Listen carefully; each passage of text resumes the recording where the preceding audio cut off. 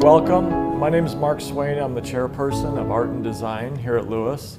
I'm here with Jens Brasch, a Chicago artist, and we're going to be discussing his work, his show here, which is really comprised of three sort of sub-shows or separate shows. So we're excited to have a conversation with Jens about that.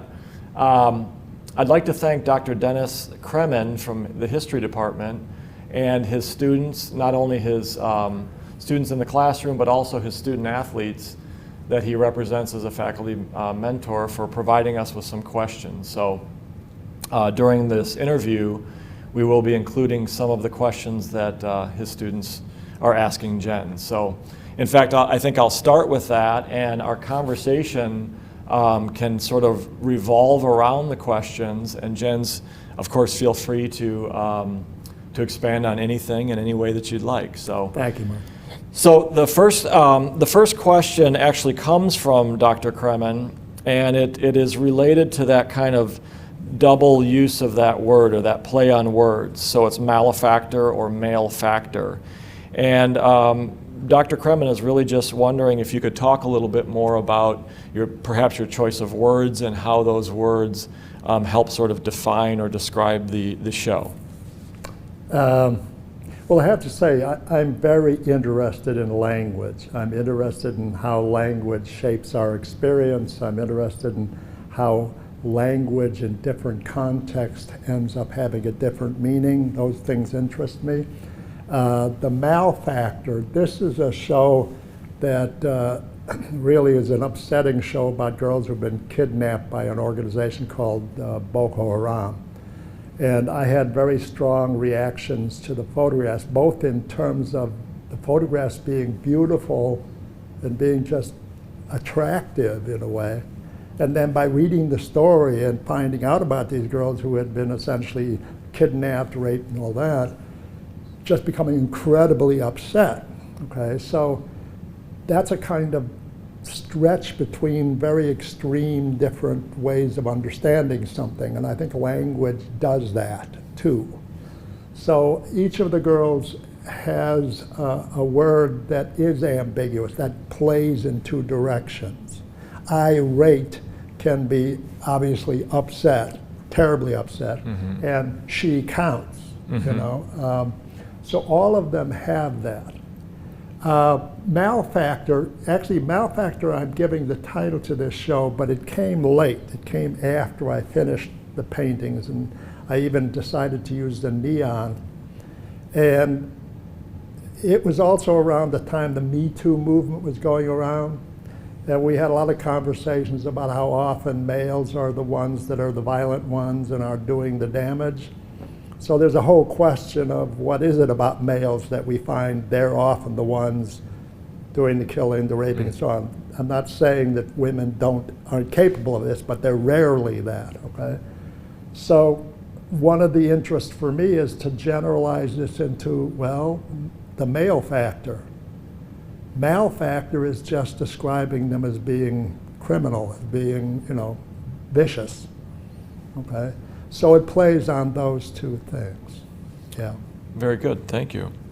So this next question comes from one of Dennis's students, and it revolves around this kind of theme or direction perhaps that you, particularly in this show, where you have presented the viewer, and hopefully when you come in to see this show, you'll hopefully understand, or at least the experience that I had, where there is a level of ambiguity. I mean, clearly you understand that there is an impetus behind this work.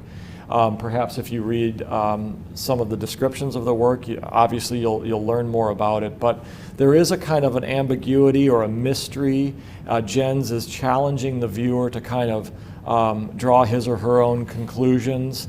And the question then from the student is one specific thing about the Malefactor part of the show.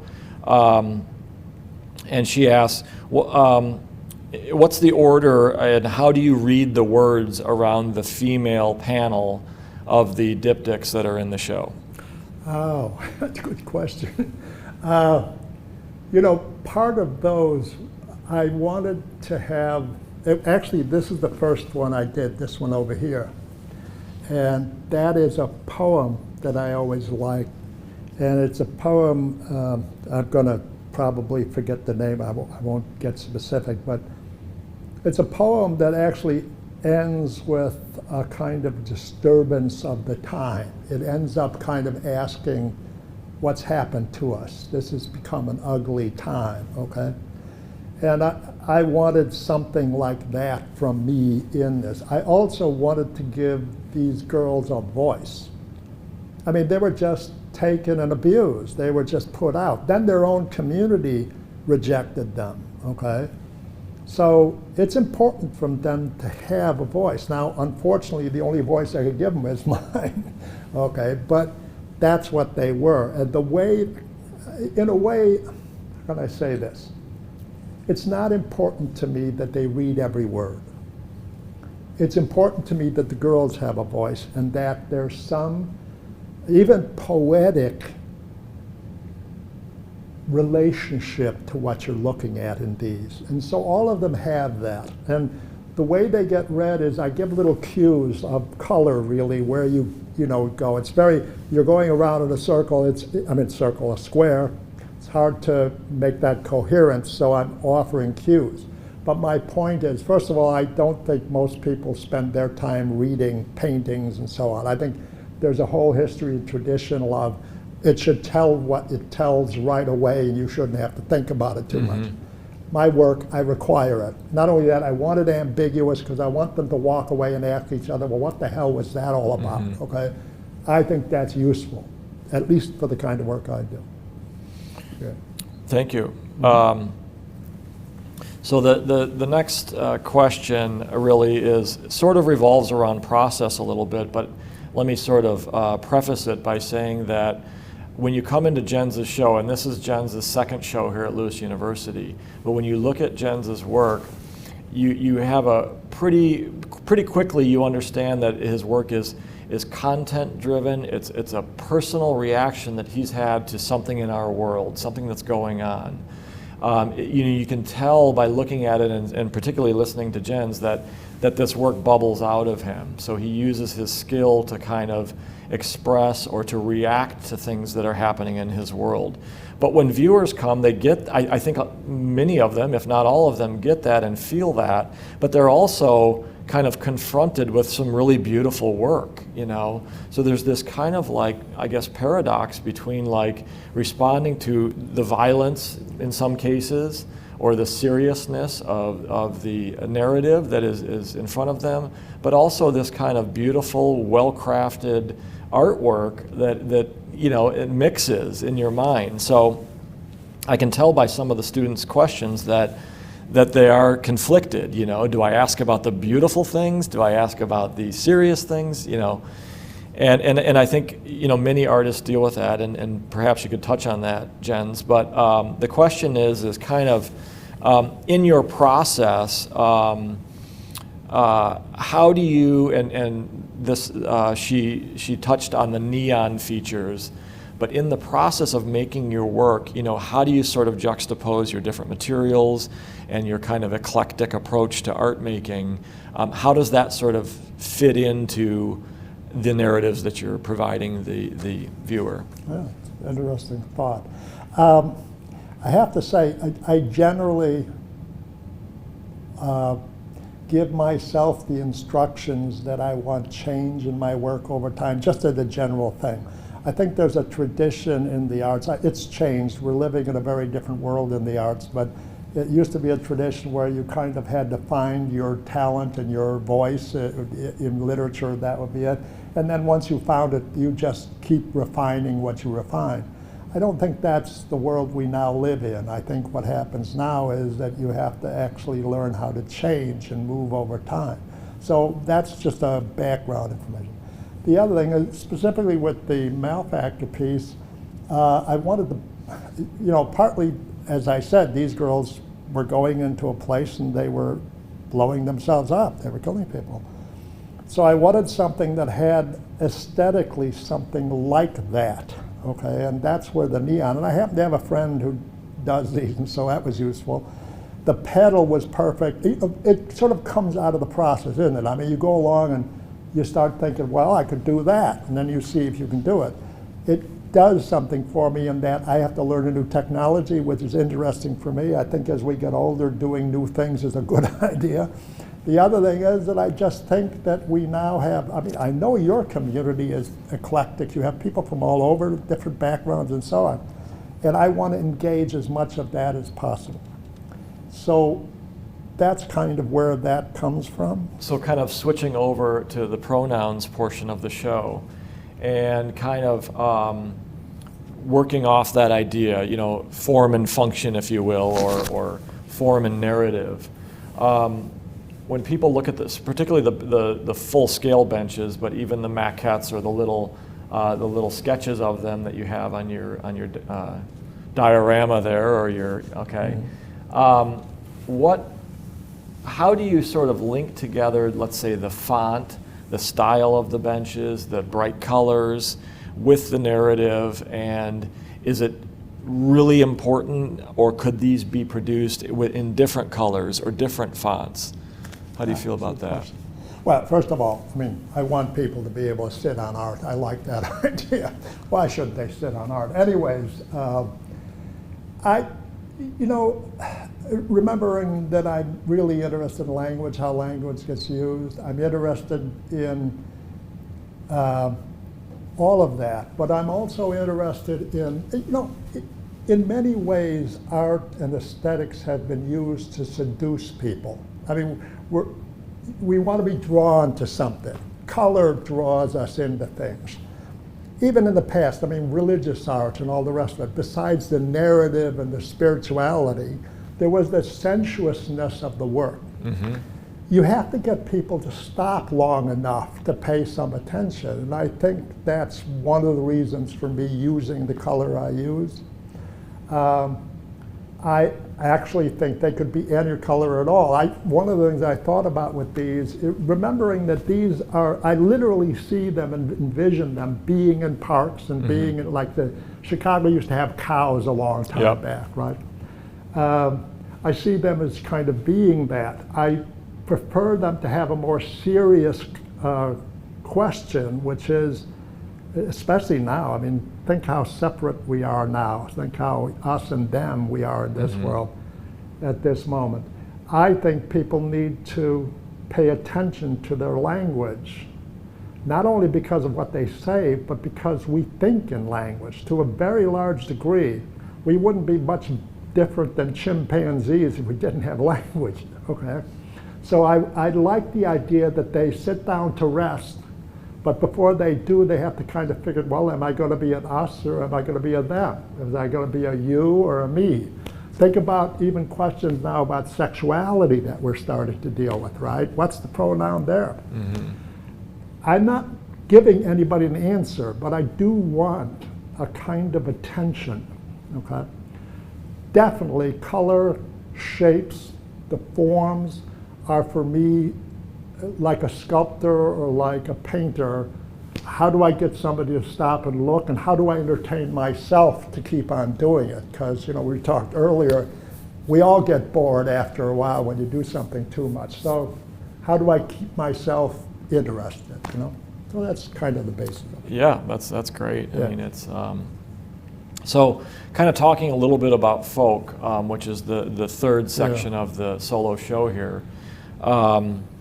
You've talked with me anyway, and I've walked through the show and looked at it several times. And before this interview, we talked a little bit about just the idea of a self-portrait, something that's been around for a very, very long time, really globally. And so each artist, I think, has a different sort of interpretation or a different, perhaps, reason for making a self-portrait. And when you come to see Jens's show and you look at folk, it's sort of like this kind of expanded scrapbook that is a self-portrait, and I think it doesn't take you long to realize that there's a kind of time component, and so what happens across time, depending on your age when you come to the show and you sort of how much of your life has passed. Can you talk a little bit about the kind of personal connection to folk, and perhaps how it relates to a self-portrait, and any kind of personal sort of attitude you have about self-portraits. Oh, thank you. I'd love that. This is the most ambiguous, and I'm not quite sure yet in my own thought about whether I think this is successful. I think it's a first take on this. So just quickly, a history. You know, artists have been making self-portraits forever. The Egyptians did it, but for the Egyptians, the portraits they made were quite different. They had to do with authority and scale and who ran the place and who didn't.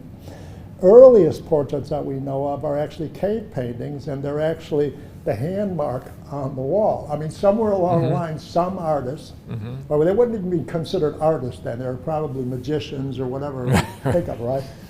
Took his hand in the blood or something and just smacked it on the wall, and that was the first, you know, that's still the physical realization of that person. And one of my father gave me the first art book my father ever gave me was a Rembrandt book of Rembrandt's portraits, which I remember I spent weeks just looking at because they're so moving and they're so stunning. And they have an early one of Rembrandt in his full form. He's probably 24 or something, I'm making that up, but he's young. He's got Sasha on his knee. He's got a table spread out with food and abundance and wine. The color is light and airy and beautiful, and he is at the top of his game, right? Then you page through the book, and you come to the last page, and there he is, I don't know, maybe in his 70s. He's kind of a wreck. There's no recognition in that face of that person back there sitting in that chair. There's a poignancy and a kind of heart and a kind of just a kind of sweetness and a kind of awfulness in that face that you can't get away from. I'm not saying that's when I started thinking about, well, what does it mean to be a self or have an identity? You know, how does that work, right? But I got interested in self-portraits. The other thing I want to say is I'm a twin, an identical twin. My father, who was never very good at identity to begin with, would call us, each of us, by both names, because I don't think he could figure out which of us were. Okay. So there was already kind of an ambiguous understanding of identity. Then I was up to 7 years old. I spoke only German. I grew up in Germany. And in a matter of 10 days, we found ourselves in Chicago. I was thrown into a school that had no language training and was expected to learn using English, and everybody around me with English, but I was, okay. But the point is, very quickly, probably a year, 2 years, I started speaking English. And eventually, my twin, Reiner, often thinks that our bad memory was because you had to suppress the memory you had in order to come up with the new language you've got. Not sure about that, but that's an interesting idea. All right, so the point is, this show tries to explore the idea, are you the same person?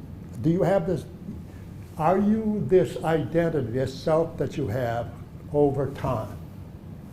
My assumption is, and it's just an assumption, although there's a lot of philosophers who argue this, the Buddhists argue this all the time, but there is no self, that we have an illusion of our immediate experience of being what we are, but that over time we actually change into something other, okay?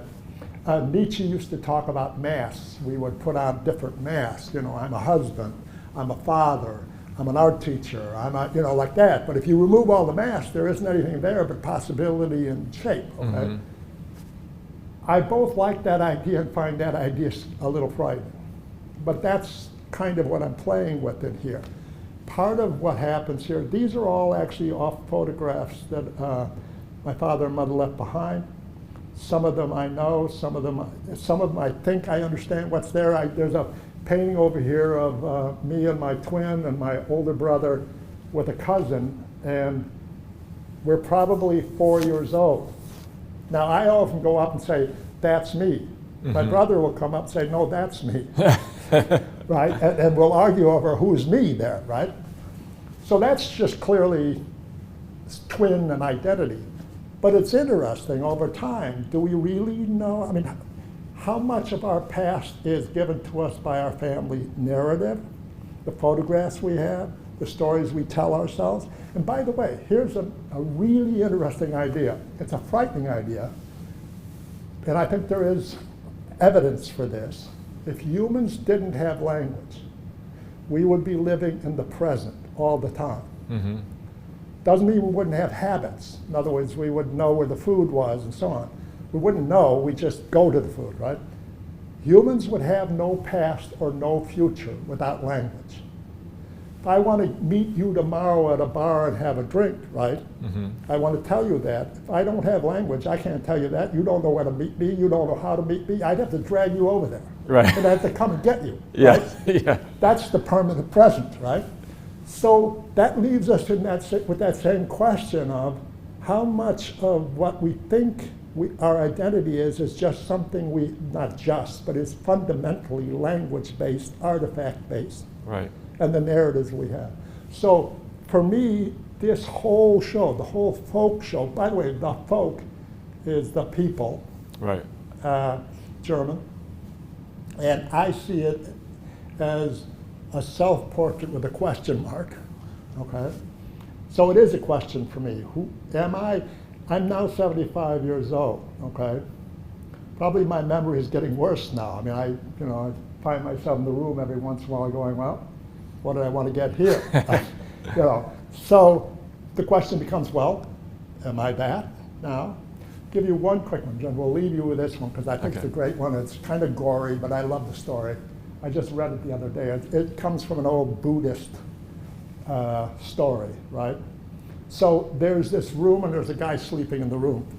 And an ogre, they love ogres, and I don't know why, but an ogre comes in the room carrying a corpse, a body. And he puts the body next to the sleeping guy on another bed. And he sits down. Half hour later, another ogre comes in, and the two ogres start arguing about who belongs to the corpse, who brought the corpse in. They decide to wake the guy up, who he had, two ogres and a corpse, and he hasn't woken up. Anyways, so they wake him up, and they ask him, well, who brought the corpse in? And the sleeping guy knows this isn't going to go well. I mean, they're ogres, it's not going to go well, and they're already fighting. So he says, well, it was might as well tell the truth, doesn't matter. He says the first guy. The second ogre tears off one of his arms. And the first ogre takes an arm off the corpse and puts it on the guy from the bed. Well, this goes on most of the evening until they've torn this poor guy apart, and the first ogre has replaced all the parts off the corpse. And by the way, they also eat up all the remnants that they had gotten. So the place is cleaned up, there's no blood around. He's left sitting there with all the parts of the body, and he's sitting on his bed, and he says to himself, well, who am I now? What am I? Yeah. It's a question. Yeah. So it's an old question. Anyways, and by the way, even in philosophy now, certain people, it's a postmodern idea, terrible name for it, but it is the whole question of our identity and where we have it. We've gone through a period of modernism that has a lot of very hard, fast answers about who we are, and there's a whole question about it, but it's an interesting idea. Yeah, I was even thinking like the word folklore, Yeah. where there's this sort of chain of misinformation. Right. And so perhaps even every year the past is something different. So it's always changing, from one thing to the next. Folklore is great. That's a great idea. I like that term. Yeah. There's much more of an acceptance of the idea of narrative and conversation about reality that isn't always so science-based. That's an interesting question. Well, that is a very interesting conversation, and we really appreciate Jens Brasch for being here and giving us some more insight into his work. It's just absolutely fascinating and diverse show that we've got here. So please come visit the show, and you're welcome to come between 9 a.m. and 9 p.m. 7 days a week, following the COVID restrictions and having your mask on. But it is open to the public, so please come in. Once again, thank you very much, Jens. Really appreciate you showing here and bringing your awesome art. So, and good luck to you in the future. And thanks again. Once again, thank you to Dr. Dennis Kremen and his students and his student athletes. Also, a big thank you to Professor John Kilpatrick, and Joe Glatz, who have masterfully filmed this interview today, so much appreciation to them. Take care. Thank you. Thank you. Mark, and thank you for Natalie too. Appreciate Yes. both of you. Thank you very much. So the name of this particular piece in the show is called Malefactor, this piece. My interest as an artist is more conceptual. I'm interested in science, philosophy, and the arts, going across that. This one, if you hit the pedal, which is something I want people to do, will light this up and separate it to male factor. Okay? So the background to this is this was probably about 5 years ago or 4 years ago in Nigeria, 250 some girls were kidnapped by an organization, or a loose organization, called Boko Haram. The girls were taken away. They were not found for a very long time. Some of them were married off, some of them raped, some of them, it was a terrible situation. The New York Times ran a photo story about this, and a lot of the girls you see in here are actually girls who had escaped from their captors. They were girls who, in many cases, were wired up to blow themselves up in the marketplaces, and some of them actually did, killing a lot of people.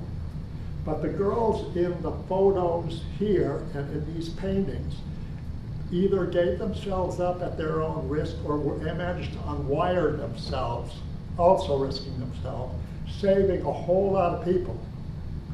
In the story, it was pointed out that they would not be able to go back to their own villages because the villagers were afraid they had been turned and were dangerous.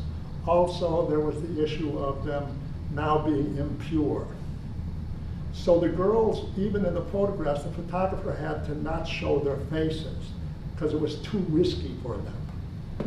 So this was, when I read the story and I saw the pictures, I was both moved by the beauty of the girls and just outraged at what happened to them, and literally that they couldn't go home.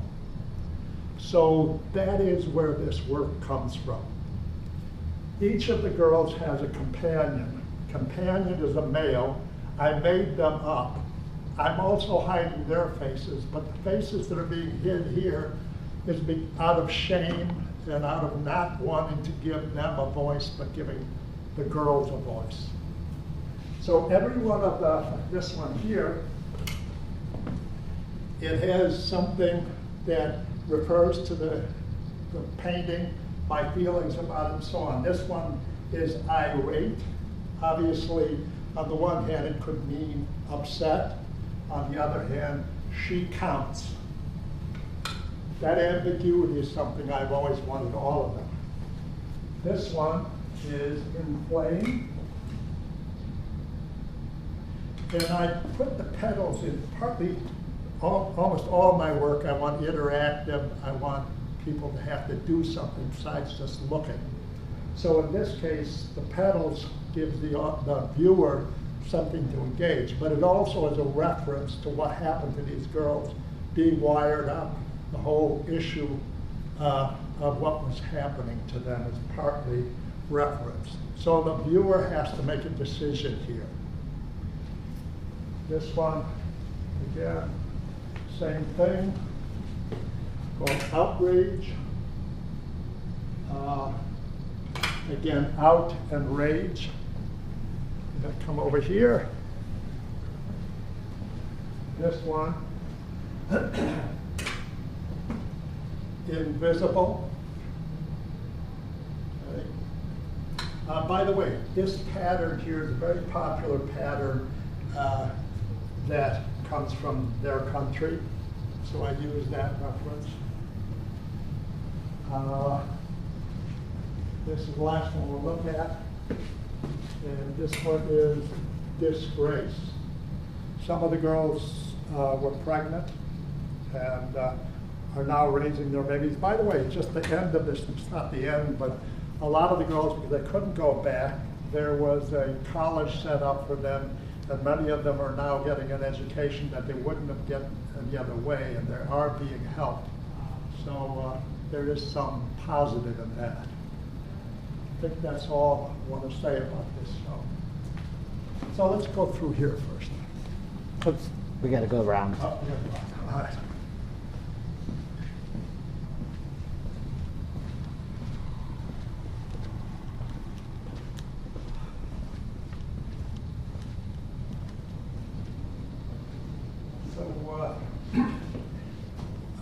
One of my interests is language.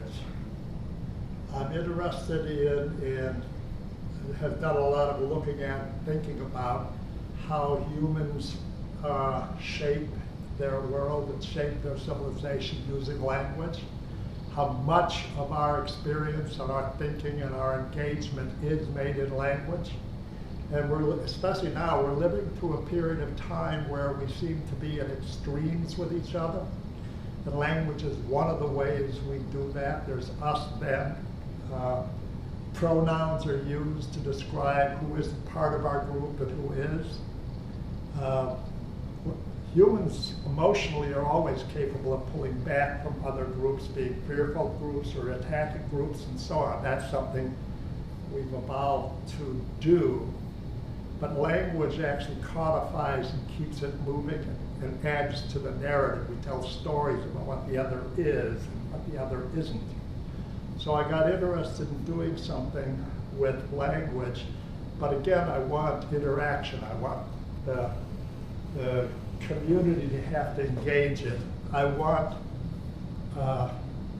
someone to be able to pay attention to their use of language, especially in terms of separating each other from other people. Most of the time we use language, language uses us. We just kind of speak through our language as opposed to paying attention to how we use it and what it does to us. So we have here us, and it's a bench. And over on the other side, the opposite is them, us, them. So the pronouns, they separate it up. You have them, and you have us. This one, interesting enough, if you sit here, you're not looking at them. So it's looking away from them. So this is the latest work I've done. But let me come over here and show you this one, how it came about. I was invited to a show, and the invitation was that I should do some work that was based on an artist that I admired that influenced me.